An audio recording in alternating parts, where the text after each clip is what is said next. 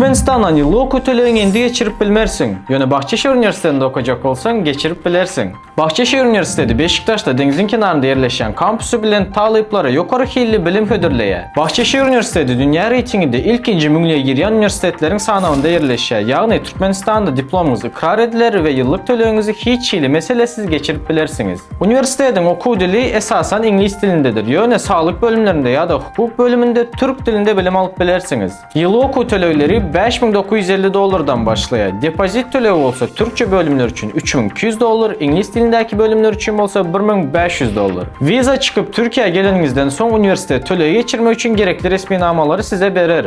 Ondan Türkmenistan'ın bankından yıllık töleğinizi geçireningizden son ya da şonu geçireniniz barada kvitansiya örkerseniz üniversitet başta töleyen depozitinizi ýyzyna qaytaryp berer. Bakalavr bölümlerinde yaş çägi 21 ýaşdyr. Ýagny 2005-nji ýylda doğulan ya da ondan soňkular okuwa kabul ediler. Sen hem İstanbul'da ýokary hilli bilim almak isleýän bolsaň, has geňişli maglumat üçin biziň bilen habarlaş.